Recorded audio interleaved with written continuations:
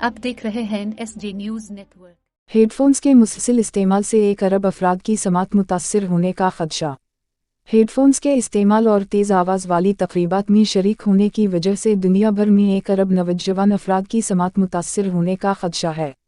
British medical journal global health में शाया होने वाले तज्ज़िये में अंग्रेज़ी, हिस्पानवी, फ्रेंच और रूसी ज़ुबानों पर मुश्तमिल 33 तहक़ीक़ात का जायज़ा लिया गया, जिसमें 12 से 34 साल की उम्र के 19,000 शरका ने इजहार ख्याल किया था। रिपोर्ट में बताया गया कि 24% नौजवान अफराद गैर महफूज तरीके से हेडफोन्स इस्तेमाल करते हैं। Medical university of south Carolina की ऑडियोलॉजिस्ट वरीन डलर्ड ने कहा कि समात मुतासर होने से बचाव का सबसे बेहतर तरीका यह है कि हेडफोन्स की आवाज़ कम रखी जाए और मुख्तसर वक्फों के दौरान इस्तेमाल किया जाए। आलमी अदारा सेहत के मुताबिक उस वक्त दुनिया भर में 43 करोड़ अफराद समात से महरूम हैं। तखमीने के मुताबिक 2050 तक ये तादाद 70 करोड़ हो जाएगी। अब तक के लिए इतना ही। मज़ीद मालूमात के लिए SG न्यूज़ नेटवर्क को सब्सक्राइब कीजिए।